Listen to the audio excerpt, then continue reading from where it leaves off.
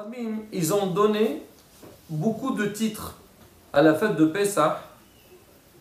Et parmi les titres le plus, on va dire, connus, c'est Hag Matzot et Hag Pessah. La fête des Matzot, parce qu'on mange les Matzot, et Hag Pessah, parce qu'Akadosh Baruch Hu, Asher Passa al Bate Ben Israël, quand Akadosh Baruch Hu, il y avait Makat Abechorot, alors Hachem, il a touché que les maisons des Égyptiens, alors que les maisons des Juifs, ils n'ont pas été touchés. Et nous, on a appelé cette fête-là par rapport au grand miracle qu'on a eu pendant la fête de Pessah. Maintenant, si on regarde un petit peu le programme de la soirée, on voit qu'il y a un grand contraste. Il y a beaucoup de, quelque part, on va dire des choses qui sont contradictoires. Je m'explique.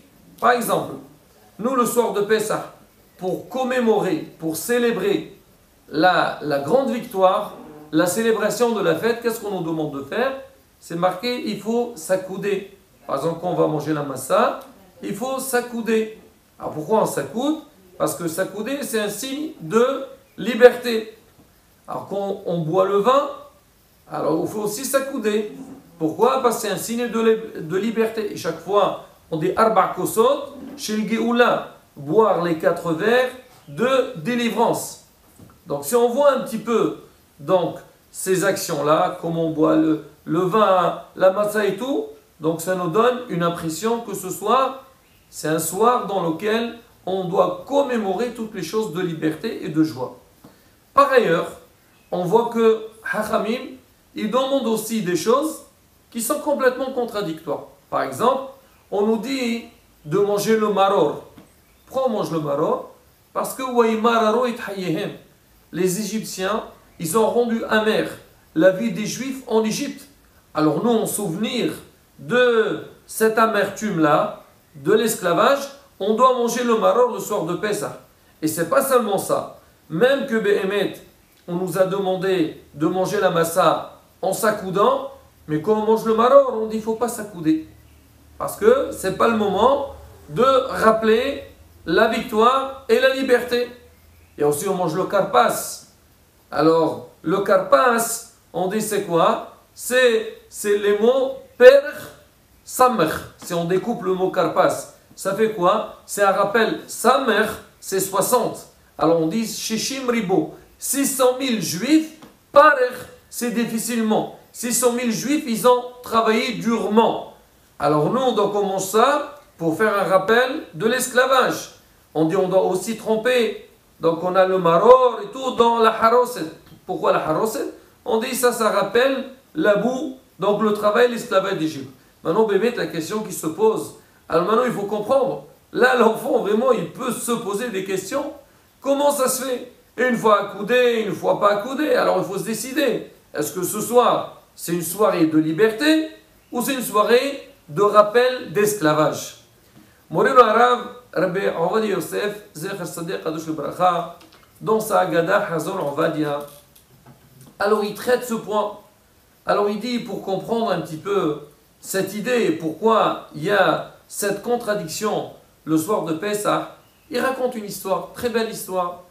Il dit, il s'agissait d'un roi. Le roi, on sait très bien qu'ils ont une grande tâche. Gérer un royaume, ce n'est pas quelque chose de simple. Et de temps en temps, le roi il a besoin un petit peu de sortir donc de la ville, être un petit peu, prendre de l'air et plutôt changer les idées. Il va faire la chasse, il va sortir avec une petite équipe dans laquelle il va oublier tous les problèmes et tous les soucis. Et c'est des choses qui se font, donc de temps en temps, chaque semaine, donc il fait ce genre de promenade. Une fois, le roi, quand il était sorti un peu loin de la ville, à un moment donné, il s'est mis par terre pour manger, pour se reposer. Il entend une belle mélodie. Alors il était très intéressé, c'était très très agréable. Il a dit, j'ai envie de voir d'où ça vient cette belle musique, cette belle mélodie. Le roi, il avance, il s'approche, et à la fin, qu'est-ce qu'il voit?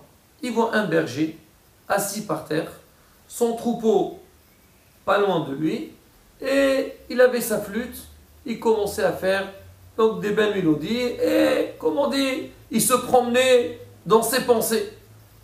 Le roi, il le laisse finir. Une fois qu'il a fini, il s'approche à lui, il dit bonjour jeune homme. Et voilà, il commence à un petit peu discuter, il essaie de se renseigner, donc d'où il vient, qu'est-ce qu'il fait dans sa vie. Le roi, il a vu qu'il avait affaire avec quelqu'un de très très intelligent, un petit berger qui est écarté du monde entier. Alors le roi, le voyant, il lui dit, écoute mon fils, tu sais avec qui tu parles? Ben tu parles avec le roi. Et moi, la vérité, j'étais très très touché par la belle mélodie que tu faisais, et je vois en toi quelqu'un d'intelligent, ça m'intéresse, que tu viennes en ville, moi je pourrais te faire une petite maison, je suis prêt à t'aider un petit peu à t'instruire, et si tu veux, tu peux démarrer ta vie autrement dans le monde dans lequel tu te trouves. Le petit, surpris que c'est le roi qui lui parle, la proposition encore plus étonnante, il lui dit, bien sûr, monsieur le roi, si vous le demandez, volontiers. Très bien. Le roi il lui dit, voilà, je te donne une petite semaine, un mois de temps que tu t'organises, et voilà, tu viens en ville, et tu viens de mon château, voilà, je t'attends. Un mois plus tard, le jeune, il arrive chez lui, le roi, il le prend en charge, et très vite, ce jeune, il prend de la place, et il devient très apprécié par le roi, au point, au bout, on va dire quelques mois ou quelques années, il devient le conseiller du roi. Alors, arrivé à ce stade, ça se comprend que les autres ministres, ils vont être jaloux, comment un petit berger, qu'il arrive sans aucune formation, et au bout de quelques années, il prend un des meilleurs postes du royaume, il est pratiquement toute la journée avec le roi, ça les a beaucoup dérangés, et ils ont essayé de faire un complot contre lui pour le dégager de son poste. Et chaque fois, ils viennent chez le roi et ils disent, monsieur le roi, vous faites confiance à ce petit berger, mais sachez qu'il n'est pas honnête. C'est vrai, au début, il ne connaissait pas grand-chose, mais nous, on est derrière tout ce qu'il fait et on vous conseille de l'écarter. Et le roi, il ne veut pas comprendre parce que pour lui, il n'arrive pas à croire qu'un jeune homme aussi propre et sain, il pourrait faire des choses qui ne sont pas correctes. Et chaque jour, on lui parle. Au bout d'un certain temps, le roi, il craque, il leur dit, écoutez, d'accord, vous dites que c'est quelqu'un qui n'est pas honnête, c'est quelqu'un qui cache des choses. Est-ce que vous voulez qu'on fasse quelque chose pour vraiment confirmer ce que vous dites? Il aurait dit, regardez, moi je propose qu'un jour on aille chez lui à la maison, on lui rend visite sans le prévenir et on va voir un petit peu son mode de vie. Et par rapport à ça, on pourrait peut-être comprendre et savoir si vraiment il est honnête ou pas. Les ministres, ils étaient d'accord. Alors, un jour, ils viennent le petit matin, on entre chez lui à la maison, le jeune, il ouvre la porte, qu'est-ce qu'il voit? Il voit le roi arriver avec une délégation. Il était surpris, il dit, monsieur le roi, qu'est-ce qui se passe? Pourquoi? Il dit, non, non, non, il n'y a rien du tout. Inspection. On est venu pour savoir un petit peu quel mode de vie tu mènes, qu'est-ce que tu possèdes? Il a dit, monsieur le roi, moi j'ai rien à vous cacher, allez-y, entrez. Alors sur le champ, tous les ministres, ils sont entrés chez lui à la maison, ils ont essayé de le chercher, mais vraiment, ils ont vu qu'il n'y avait pas quelque chose d'exceptionnel chez lui à la maison.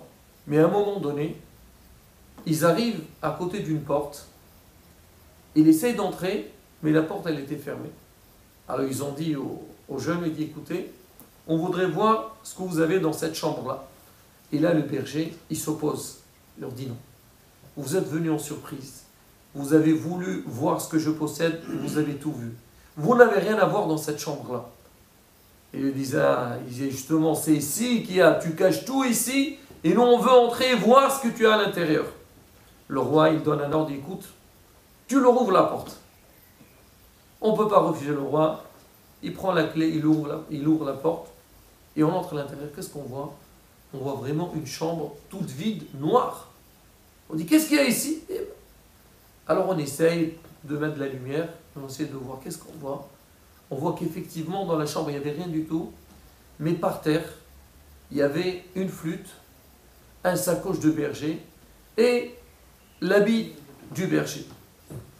Le roi il voit ça, il lui dit dis-moi mon fils, qu'est-ce qu'il y a, c'est quoi? C'est quoi ça? Je ne comprends pas, une chambre entière pour ces petites gadgets. Il lui dit monsieur le roi, pour moi c'est pas des gadgets, pour moi c'est toute ma vie ça. Il dit quel rapport? Dis-moi, tu as un très bon salaire, tu veux encore rester berger? Il a dit non, non, non. Monsieur le roi, vous le savez très bien d'où je viens et qui j'étais dans le passé. J'étais un simple berger, un homme pratiquement, je n'avais aucune considération et j'ai vu que le monde il a tourné pour moi très très vite. Je suis passé de quelqu'un de simple à une personne très très très élevée et quelqu'un de très important. Et là j'ai eu très peur.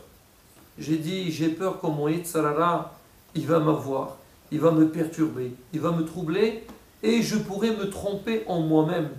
Alors qu'est-ce que j'ai fait? J'ai décidé que tous les jours, avant d'aller au travail, j'entre dans cette chambre, je mets mon habit de berger, je mets mon sacoche et je prends ma flûte et je commence à jouer, à faire un petit peu les mélodies du passé. Comme ça, quand j'arrive dans votre château, je n'oublierai pas c'est quoi mes origines et je resterai correct tel que j'étais dans mon passé. Le roi, il entend ça, il a eu les larmes aux yeux. Il dit, oh là là, vraiment, c'est des gens comme toi que j'aime et que je cherche. Tous les ministres qui étaient autour, ils ont baissé la tête et ils ont vu que c'était n'importe quoi, ce qu'ils avaient comploté contre le roi.